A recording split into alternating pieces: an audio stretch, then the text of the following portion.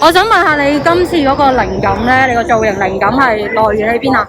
呢個係2019年嘅 Call of Duty Modern Warfare 嘅入邊嘅幽靈嘅造型。是《第五人格》裡面的紅夫人。黑暗欺騙嘅 game， 佢其中一個角色，跟住係護士嘅角色咯。是大家童年回憶打直情零 F 嘅初子。嚟自 Cyberpunk 2077一隻遊戲嘅。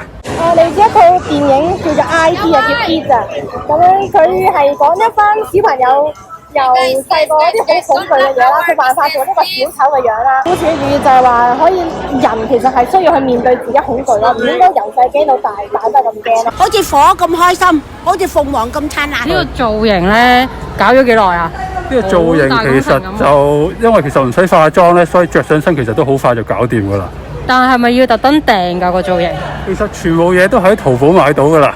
係咩？係啊，大概一個禮拜啫，因為佢都係訂咯，其實都係。哦，都係訂嘅。呢個造型就花咗我1日嘅時間嘅啫，其實，因為最主要係我啲衫啊、頭套其實都係買，咁但係我要翻去再加工啦、再執、再剪啦，咁然後就戴埋頭套啊、衫啊，然後搞咗1日先。係咁揦住着呢件咯。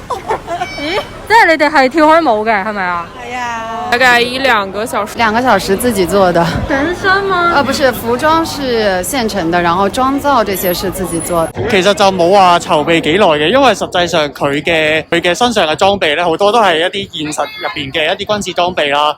咁但係不過呢一個頭套咧，就因為冇現貨可以揾得到嘅關係咧，咁其實我係買咗一個 3D 打印嘅骷髏骨啦。然後用磨機將佢切翻一個適當嘅形狀出嚟，然後自己上色嘅。哇！真係特登自己整嘅呢個頭盔。當然都拜託咗幾位模型師嘅朋友嘅幫忙啦。如果唔係，自己都冇係啊，自己都冇咁好嘅動手能力去做嘅。不過最後嘅一步就係佢要將佢縫上呢個頭套嘅時候咧，就係自己縫嘅。大概1個月半個月都有㗎啦，又要假髮、服裝同埋道具。假髮都係特登去訂咁樣嘅。係。有冇話？因為我見有啲 coser 咧係會特登去即係自己整個髮型嘅。係呢個都係我自己整。哦，自己剪添嘅。係。哇！真係好俾心機喎。咁有冇俾自己幾多分做呢個造型？你講先啊。6分咯，係咯。6分爭啲咩啊？爭可能再畫得靚啲咯，可以係咯。咁你咧？自信啲可以俾個9分。好自信啲，我都覺得好靚。我會俾8分嘅，因為有一部分嘅裝備我冇辦法揾得到啦，所以其實我唔能夠完全還原到個造型。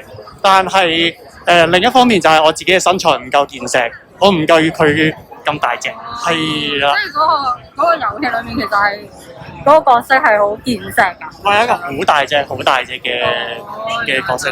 95。95。對，95分。就那5分去哪裡呢？5分是有很多細節，就是因為可能道具準備得不足，沒有太還原。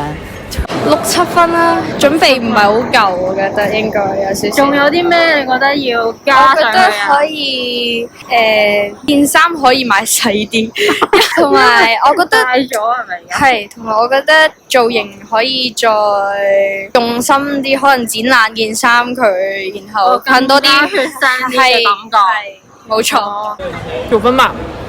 那為什麼沒有那1分是在哪裡呢？9分是因為要自信一點，然後剩下1分是給自己進步空間。暫時得8分，因為我覺得未夠好，可以再好啲嘅。頭套啦，一來第一頭套佢本身係着燈嘅，但係唔知點解而家唔着燈，可能跳一條線啊。咁樣係啊，呢一度就扣分咯。同埋套衫，我覺得可以再整得靚啲，係啦，造型會再似啲嘅。10分啦。得8分啊，回頭率極高啊！